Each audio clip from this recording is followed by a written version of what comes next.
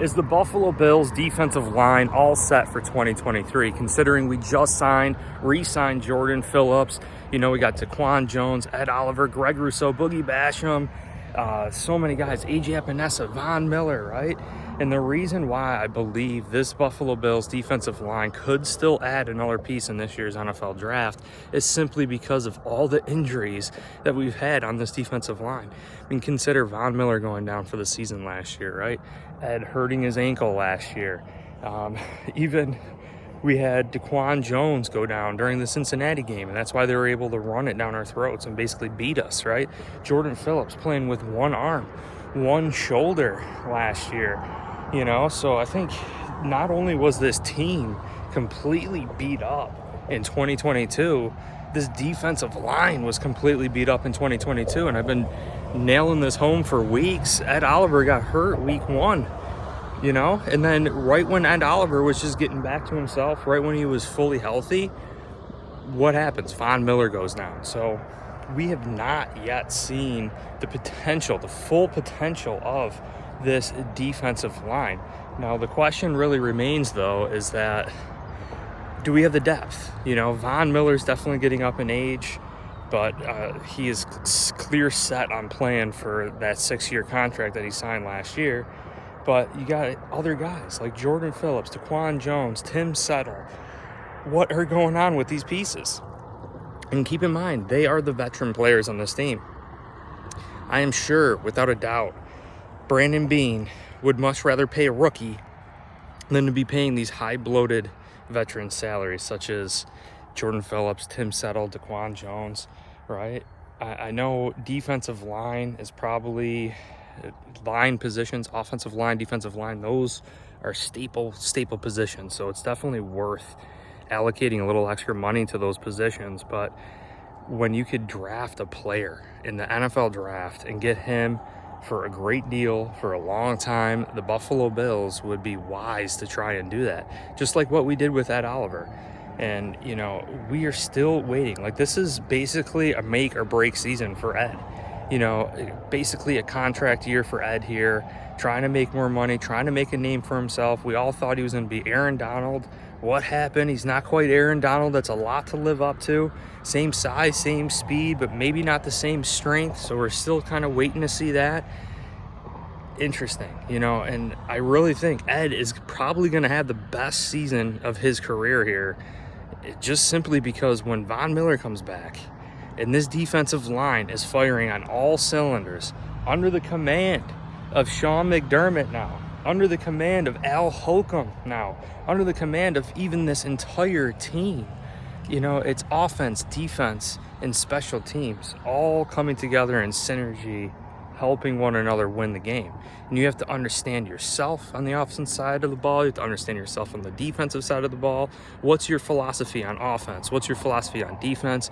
It's clear to me the Buffalo Bills are going to try and run up the score. They believe in Josh Allen being the best quarterback in the NFL. They believe in Stephon Diggs, Gabe Davis, Deontay Hardy, Trent Sherfield, Dawson Knox, Damian Harris, right? James Cook. They believe in this offense. And Nyheim Hines, guys, the potential for this offense to have another perfect game is very high. And to see all the records that Josh Allen has been breaking here in Buffalo, it is incredible. It's absolutely incredible, you know, and I really think that's what it is. Bills are going to run up the score, continue to run up the score. They're not going to try to run the ball and grind the game out and win the time of possessions, although we once did that when we didn't have Josh Allen and when Josh Allen was a rookie. We've transitioned every single year, developing, right, evolving this team.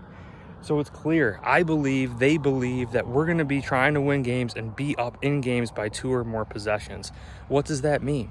That means the opposing offense is going to have to pass the ball.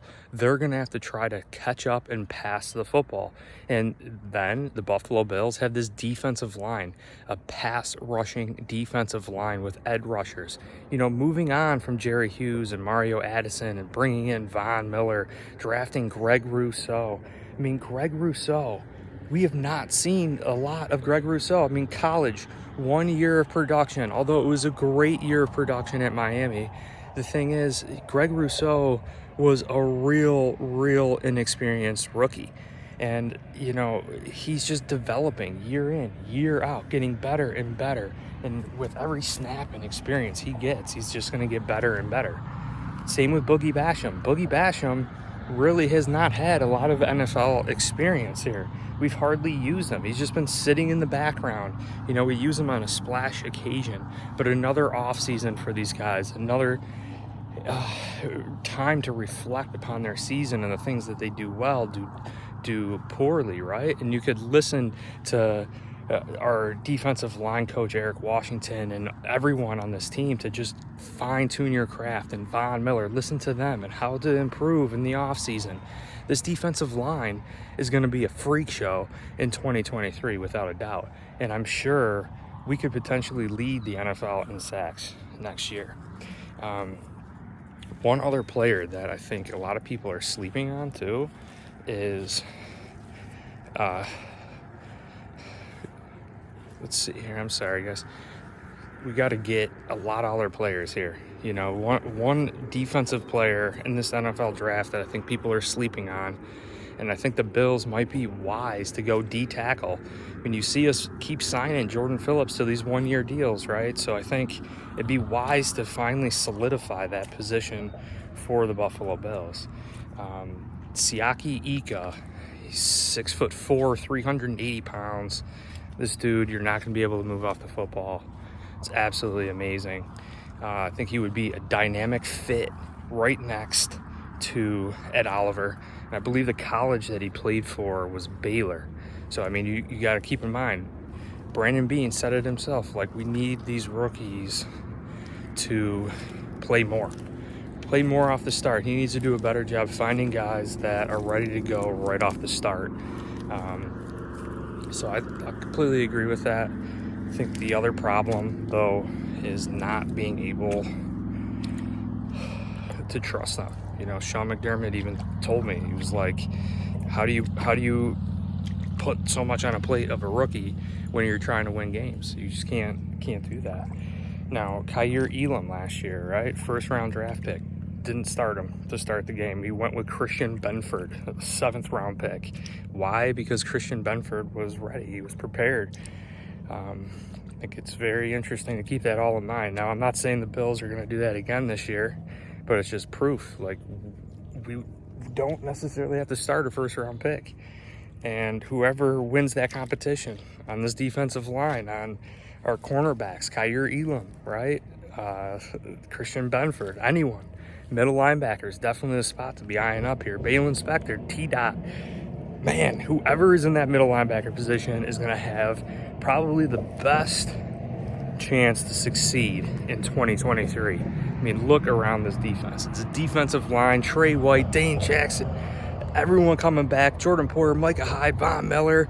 Unbelievable, guys. But I hope you guys enjoyed this video. Hope you guys enjoyed a little bit of walking with it. We're in Key West right now. Unreal stuff. But go Bills. Peace.